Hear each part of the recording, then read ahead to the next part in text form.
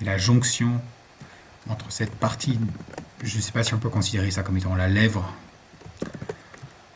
Hélas, je ne connais pas le nom de cette partie-là pour le chien. Bon, bref, une espèce de prolongement de la lèvre. Et, la jonction entre cette lèvre, on va l'appeler comme ça, et la partie dorée du hoodie, enfin du sweatshirt, de la capuche. La jonction, j'ai dû refaire ça je sais pas combien de fois. À chaque fois, ça n'allait pas. J'en ai fait ouais, plein de versions. Et de toute façon, ça change à chaque fois en fonction de. C'est un peu comme un. À chaque fois qu'on change un élément dans le design, il y a autre chose qui doit. Quelquefois, j'ai l'impression que dans une bonne image, il y a un peu un côté Rubik's Cube. C'est-à-dire qu'on peut avoir 80% de l'image qui est bonne, ou 85, j'en sais rien. Et il y a deux trois éléments importants qui changent, et ça bouleverse l'équilibre. Et donc il y a des choses à. Bon, peut-être j'exagère un peu, mais il y a des choses à revoir, et, beaucoup de choses qui doivent être refaites. Et en particulier, des choses qu'on n'avait pas particulièrement envie de refaire. Ici, je note encore qu'il y a des choses qui me plaisent bien. Je ne sais pas pourquoi d'ailleurs, mais qui me plaisent bien. Comme par exemple, la forme ici. Bref, je vais peut-être pas passer trop de temps à expliquer les raisons pour lesquelles ça c'est bien. Bon, je suppose que c'est tout simplement une forme dynamique. Cette forme d'ombre là, je trouve sympa. Alors oui, c'est un rapport avec le fait que bah, c'est un peu un rapport avec peut-être qu'il voilà, il y a ce côté un peu ça vient un peu faire une espèce de ça sans doute répondre, ça vient répondre un peu à ça quoi, hein, ce genre de choses. Ça voilà, c'est un exemple typique de trucs qui se dessinent dans l'ombre. La base est rationnelle, c'est-à-dire qu'il y a des ombres, des dents qui sont là. L'ombre, je ne vais pas tout expliquer, là ça risque d'être un peu long, mais l'ombre qui vient se poser ici sur sur le squelette, un peu courbé parce que justement le squelette ici cette zone est sphérique et du coup c'est courbé. Voilà, j'ai fait vite. Euh, Ici, bon, bah là, c'est une histoire d'anatomie, la forme pour regarder les photos d'un loup ou d'un chien menaçant. Voilà, mais au final, là où je veux en venir, c'est que on a cette espèce de forme. Ouais, pour en faire une troisième. Il n'y a pas l'opportunité ici, mais c'est comme si une sorte de espèce de d'onde, ouais, une sorte de. Enfin bref, c'est d'un point de vue si on regarde ça purement comme si c'était une forme abstraite, c'est une forme ou c'est une série de formes intéressantes, dynamiques, et elles sont là dans cette image. Donc c'est une bonne chose.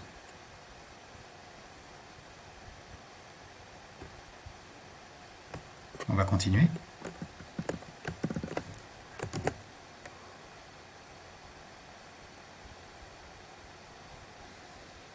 Et apparemment, je ne suis pas le seul à être content. Mais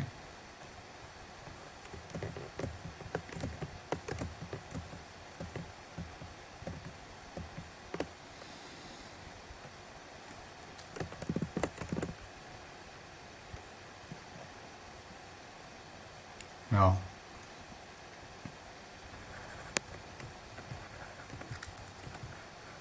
hmm, le fameux gris là, on va s'en débarrasser.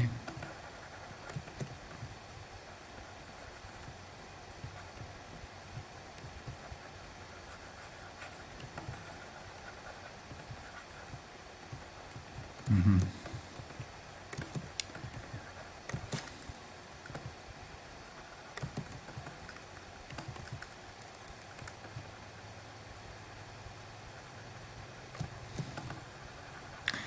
Bon, la stylisation des côtes, je pense que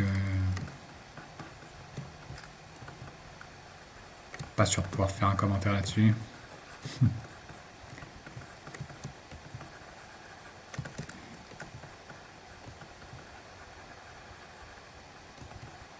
Clairement stylisé.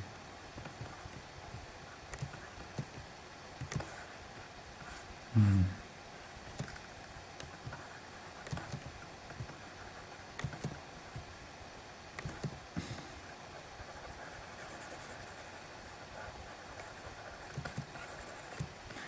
Clairement anatomiquement faux, mais très adapté pour ce style.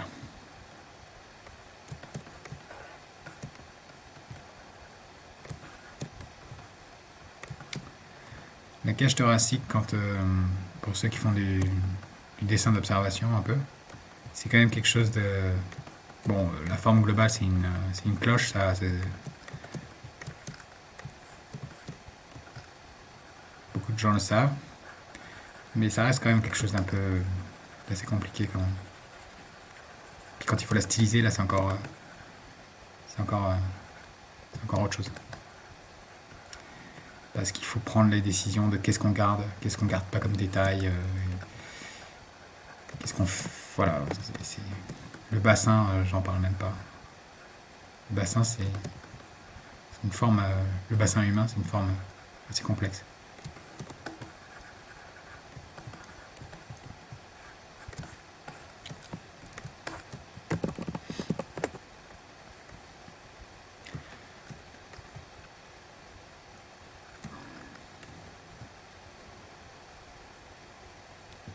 Il y a encore un travail de trait à faire par-ci par-là, des choses qui peuvent être améliorées, dont le truc que je viens de faire là juste maintenant. Le trait était assez régulier, et là tout d'un coup, hop. En fait, là une fois de plus, c'est pas juste un trait qu'on a modifié. Ici, là. C'est pas juste un trait qu'on a modifié. C'est une forme qu'on a modifiée. On a accentué le triangle en fait. Ce triangle là. Voilà ce qu'on a fait. En affinant ici, on a rendu plus clair le fait qu'il y a une espèce de pointe, une espèce de triangle. Ouais. Et ça apporte du dynamisme. En tout cas, c'est assez correct au niveau de l'éclairage. Même si on a un certain... une marge de manœuvre, on n'est pas dans cette zone-là, bon, il y a plein de choses. Puisqu'il s'agit de plis ici, c'est un volume qui subit des déformations, et donc on a une certaine liberté sur la forme des ombres qu'on veut appliquer sur le bras ou peu importe le volume qu'il y a au-dessous. Donc on a une certaine liberté, comme je disais. Et donc comme on a une certaine liberté, on se concentre donc sur toujours les mêmes... un des objectifs qui est de créer ou générer des formes intéressantes ou dynamiques et ou dynamiques. Donc ça, je trouve que c'est une forme dynamique et intéressante. Voilà.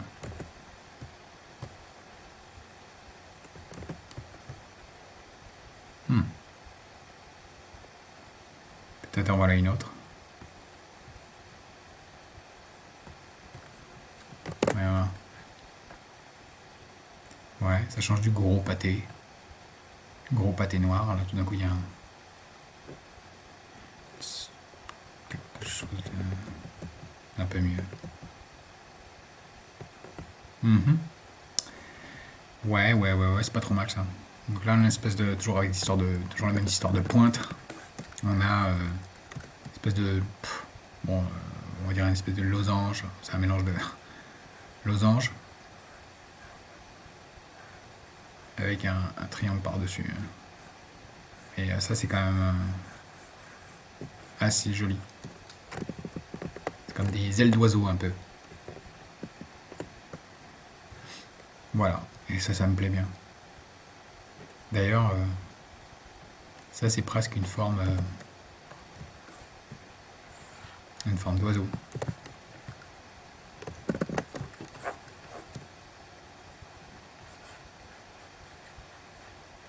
Mais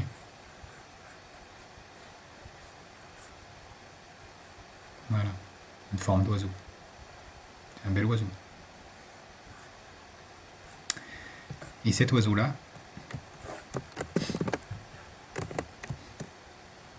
Il est juste là. Merci. Ouais. Voilà. Donc c'est des formes naturelles, des formes dynamiques et intéressantes. Et là, on parle de quoi? On parle du nombre, en fait. Donc c'est pour ça que je dis que tout ce qu'on fait, en fait, peu importe ce que c'est, une ombre, un détail, il faut réfléchir en termes de, en termes de forme.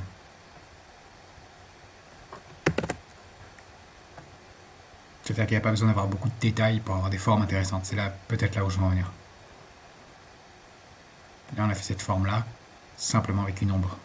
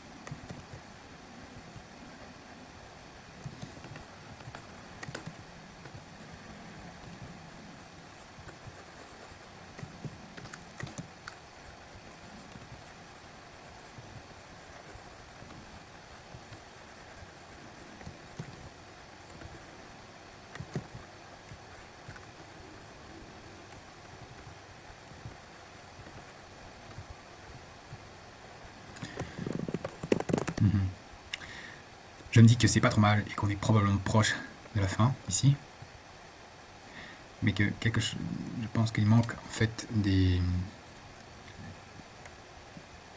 ça manque de lignes fines. C'est comme si j'ai l'impression qu'il y a trop de lignes épaisses. Alors sur les traits de contour, sur le contour, ça n'est pas un problème, mais à l'intérieur, c'en est un. Alors, bon bah on va commencer par les choses simples. Je pense. Alors ok. Donc il y a un abus en fait. Il y a un abus de ligne épaisse. Alors, je crois que un bon exemple c'est ça là. Qu'est-ce que c'est que ce gros trait énorme? Qu'est-ce qu'il veut dire? Qu'est-ce qu'il raconte? Pas grand chose. Pourquoi est-ce qu'il attire l'attention? Il n'y a aucune raison. Donc ça on va le calmer tout de suite. Voilà. C'est un peu. Je me dis voilà, en fait je suis en train de me dire qu'est-ce que je peux faire pour en finir avec ce truc et faire que je vais le regarder et me dire ok c'est bon, c'est prêt. Il n'y a plus rien à me corriger, modifier.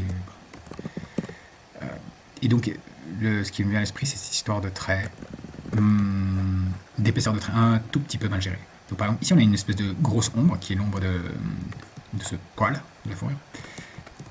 Et juste à côté, on veut voilà, espèce de que ce soit en contact avec cette ligne qui est probablement c'est une autre pièce ici et qui vient qui est assez fine et qui n'a pas besoin d'être épaisse. Voilà. Je dirais la même chose probablement cette partie-là. Là encore, il n'est pas nécessaire d'avoir un trait épais ici. Je veux dire, on n'a pas besoin d'attirer l'attention. Rien qui justifie ça, mais si on voulait attirer l'attention, on le ferait, mais là non. Pas la peine. Voilà. Ça me plaît, pas trop mal, ouais.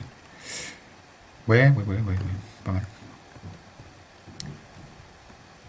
Ici, on peut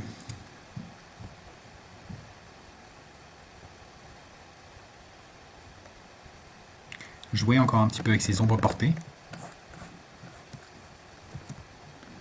Pour le coup, ça vaut le coup.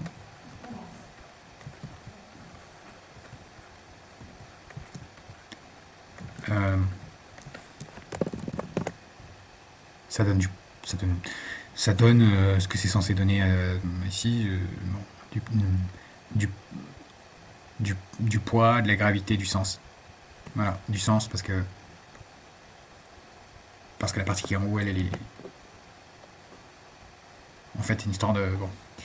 C'est une histoire de volume, en fait, hein, toujours. Ici, on a une sorte de sphère. Ici, enfin, c'est pas vraiment une sphère, mais une sorte de patate. Semi... On va dire que c'est une sphère écrasée. Je sais pas si je vais me lancer dans ce genre d'explication là pour la lumière. Mais en gros, l'éclairage est de telle sorte que le point d'impact de la lumière ici, c'est par là, ici. Et donc là, ça va être surexposé à la lumière. Et plus on va s'éloigner dans notre sphère, plus on va s'éloigner ici, plus on va avoir plus les ombres. C'est un peu comme le coucher de soleil. Plus les ombres de ces points ou de ces poils-là vont être, supposons il y a des points et des points, plus ces ombres-là vont être longues. Donc là, par exemple, l'ombre, ça va être 1, 2, 3, 4. Je zoome un peu parce que... Voilà. Et on s'éloigne. Il y a cette courbe-là qui fait que... Et là, tout d'un coup, ces ombres vont être beaucoup plus longues. Voilà. Et l'histoire du coucher de soleil, peut-être que vous avez compris. Sinon, laissez un commentaire dans les messages. Alors, on va s'arrêter. Donc tout ça pour dire que, que toute cette surface-là va avoir des ombres vont avoir des ombres plus longues et plus lourdes. Voilà. C'est ceci qui justifie cela.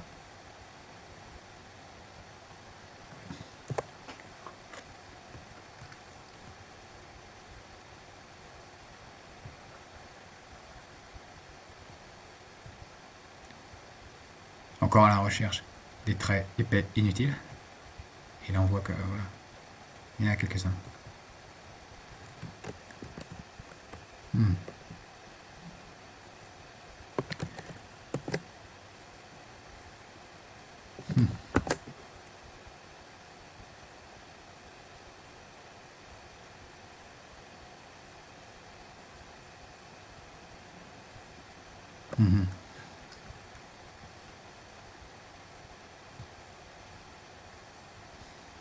Chose que je viens de réaliser. Une belle opportunité ici que je viens de réaliser. Mais bon, c'est cette forme-là, cette modification que je viens de faire. Je pense pas que je suis pas sûr que ça soit nécessaire d'expliquer vraiment ça par contre, mais bon. Ouais, si, en fait, c'est très simple. C'est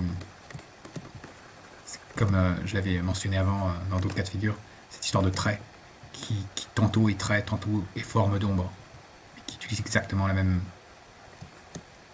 masse, enfin qui est en fait du noir. Et que ici, on a bel et bien... Donc en fait, je vais expliquer, mais sans utiliser, sans arrêter, et sans utiliser de schéma, voilà, parce que je pense que ça ira. Ici, donc il y a de toute évidence une espèce de gros trait qui là devient extrêmement fin. Je sais pas, il y a une histoire de volume, je vais pas me lancer là-dedans. Qui devient à nouveau extrêmement épais, parce que là il y a carrément un creux, qui est la forme de l'os en fait, avec cette espèce de croissance osseuse là ici, qui en reprend le dessus, le blanc reprend le dessus, et on se retrouve avec à nouveau un trait fin. Et puis voilà, et après ça retombe en bas, parce qu'en fait le vêtement ici retombe. Donc on se retrouve avec cette forme là. Et comme on peut le voir ici, on a une forme assez intéressante avec le noir ici. Ça danse bien, on va dire. Ça danse bien, je veux dire par là, ça, on dirait presque une forme de flamme. Ouais, ça c'est assez joli. C'est joli et c'est justifié. Au niveau de l'éclairage, je veux dire. C'est justifié. C'est pas juste une belle forme abstraite qui n'a pas de sens.